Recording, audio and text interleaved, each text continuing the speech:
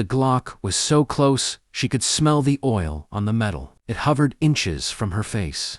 The black circle of the barrel, steady, confident, like it had ended lives before, and expected to end another tonight. The man holding it grinned. A thin, careless smile stretched across his face. As if this was entertainment instead of execution, rain dripped from the fire escape above, tapping the concrete in a slow, impatient rhythm. The alley was empty, except for the four of them and her. "Last words?" he asked, tilting the gun slightly so it brushed her cheek. She didn't flinch. Her breathing stayed slow, controlled, barely visible in the cold night air. Her hands were raised, palms open, fingers relaxed. To anyone watching, she looked like what they thought she was.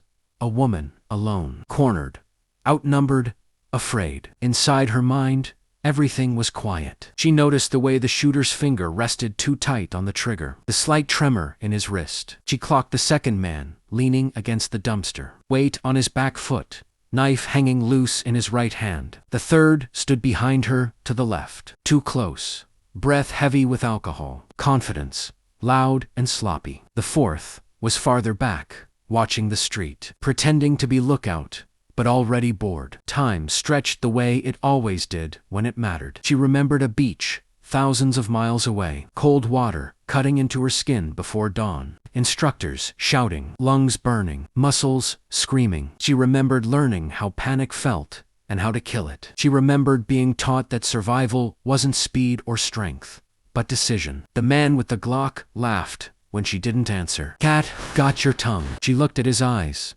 then really looked. Not angry, not cruel, just careless. Men like him always were. He leaned in closer, enjoying the power of the moment, enjoying how close he was to being feared. That was the mistake. She moved. Her left hand snapped up, slapping the slide of the Glock sideways, while her body dropped and rotated in one smooth motion. The gun fired, the shot exploding into the brick wall behind where her head had been a fraction of a second earlier. At the same instant, her right hand drove forward, 2 fingers crushing into the soft hollow of the man's throat. He made a sound like air escaping a punctured tire and stumbled back, both hands clawing at his neck as the Glock slipped from his grip. She caught it. The second man lunged, knife flashing toward her ribs. She pivoted, the Glock coming up muzzle, striking his wrist with a sharp crack. Bone snapped. The knife clattered to the ground. Before he could scream, she fired once into his thigh. The shot,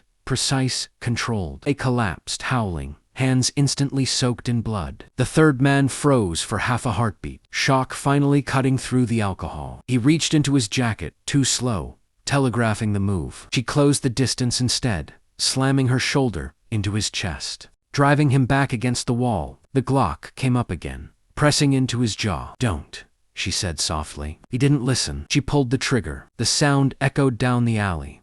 Sharp and final, his body slid down the wall, leaving a dark smear behind. The fourth man ran. She let him get 3 steps. Then she fired twice more, both shots low. He went down hard, screaming as his legs gave out beneath him. Silence rushed back in, broken only by ragged breathing and distant traffic. Smoke curled from the Glock's barrel. She stood still for a moment, scanning, listening, making sure it was over. Her heart rate rose now, late, the way it always did after the danger passed. The first man was on his knees, gasping, eyes wide with disbelief as he struggled to pull air into ruined lungs. He looked up at her like she was something unreal, something that shouldn't exist. She stepped closer. "You asked me for my last words," she said. He tried to speak. Nothing came out. She crouched, so they were eye level. "Here's the thing," she continued calmly. "If you're close enough to ask, you're already too late." Sirens wailed somewhere in the distance. Someone must have heard the shots. She rose,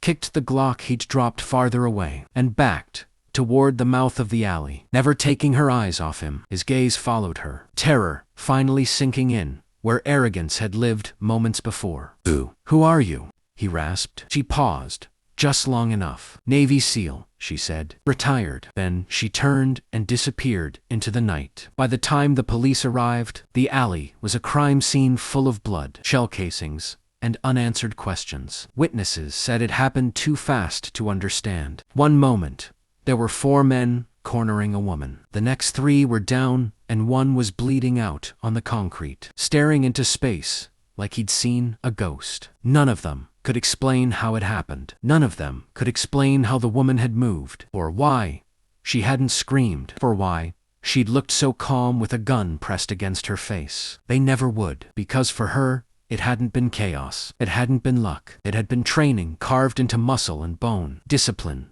burned into instinct, survival written into every breath she took. And when they asked her for her last words, they had no idea they were speaking to someone who had already faced death 100 times and learned how to make it blink first.